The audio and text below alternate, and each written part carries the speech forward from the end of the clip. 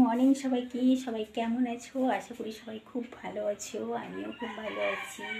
আমার গোপাল সোনাও খুব ভালো আছে। গোপাল সোনার জায়গাটা অন্ধকার, কারণ লাইট জ্বালে না ঘরটা খুব গরম হয়ে যায়। তার মধ্যে দেখো এক বাঘের বাচ্চা সূর্য মামা আমরা ওঠার আগে পারলে উঠে যায়, কিন্তু আমি তো উঠেছি সেই ভোর 4টে, তখন তো বাঘের বাচ্চাও ওঠেনি।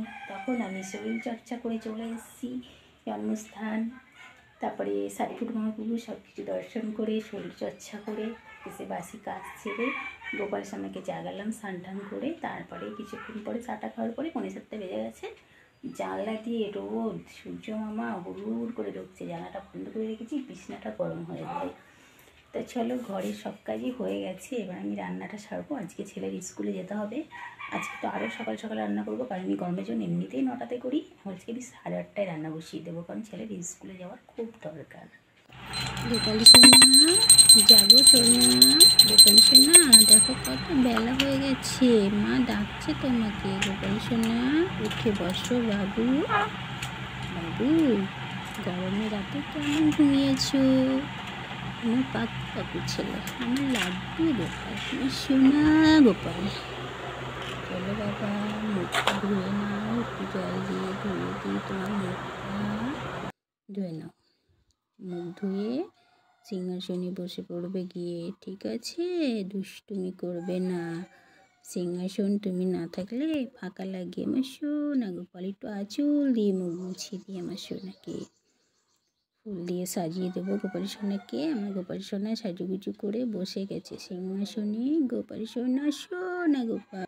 আমি ছেলে স্কুলে গিয়ে খাতা দেখাবে, যেতে হবে, গ্রুপে দিয়েছে। তা চলো রান্নাটা গুছিয়ে দেবো, কারণ এখন 7:45 বাজলেও আমি ভাবছি কি যে 8:30 করবো বলেছিলাম। আমার ভাবছি কি ভিডিও করতে করতে মাথায় বেরোবে না সকাল সকাল রান্না বসে দিই। তো চলো রান্না হবে। এই দেখো আমার সুখের সংসার, আমার রান্নাঘর, এটাই আমার অনেক গল্প, কারণ এটাই আমার সুখের সংসার। ভাঙাচোরা ঘর দেখো, প্লাস্টার করা হয়নি তো, জন্যই ভাঙাচোরা। ভাতটা বসাবো এক্ষুনি। চালটা নিয়ে আসি, নীল কলের জল দিয়ে, যেহেতু ভাত হবে তাই চাল আর জল একসাথে দিয়ে আমি গ্যাসটা ধরাবো, না হলে না গন্ধ হয়। জন্য আমি এভাবেই রান্না করি, তাহলে আমার গন্ধ হয় না। টাটকা জল কালকে জল থাকতে মনে ছিল না, তা সে ঢাকনাটাও খুলে রাখবো, তাহলে গন্ধ হবে না। তোমরা ভিডিওটা দেখতে থাকো। জানো, কালকে আমার ঘরে সাপ ঢুকেছিল, আমি তো ভীষণ ভয় পেয়ে গেছি। কালকে এখানে সাপ ঢুকেছে, আমি হঠাৎ করে ভাত দিয়ে গোবর টুজো সেরে এখানে নেমেছি সিঁড়িতে। বড় একটা বিরাট বড় ডাঁড়া সাপ, আমি তো দেখে চমকে গেছি। ডাঁড়া ছিল, সাপ তো দেখে ভয় লাগে, তাই না? এখন রান্না করতে আসলে আমার যেন মনে হচ্ছে কোথায় যেন আছে, ভীষণ ভয় করছে। তা চালটা ধুয়ে দিই, কারণ দেরি হয়ে যাবে। কথা বলবো, রান্নাটাও হয়ে যাবে।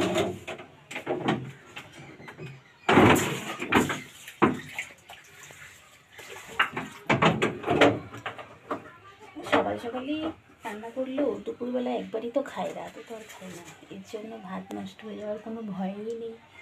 দুপুরবেলা খাওয়া হয়, এখন গরমে বেশিক্ষণ রাখা হয় না, ভাত নষ্ট হয়ে যাবে বলে।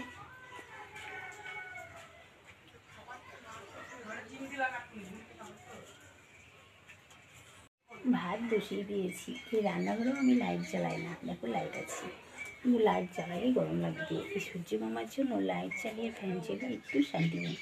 রাতেরবেলা দরজা খুলে অবশ্যই স্ট্যান্ড ফানটা চালিয়ে ভালো ঘুম হয়। সূর্য মামা দিনের বেলায় শান্তি দেয় না, মামা তো কংস মামা। আজকে ভিডিওটা বড় করবো না, আজকে ভিডিওটা এই পর্যন্তই। দেখা হচ্ছে পরের ভিডিও। ভালো লাগলে একটা লাইক করো, আর আমার চ্যানেলে নতুন হয়ে থাকলে ভিডিও ভালো লাগলে চ্যানেলটাকে সাবস্ক্রাইব করে দিও। দেখা হচ্ছে পরের ভিডিও। Bye bye.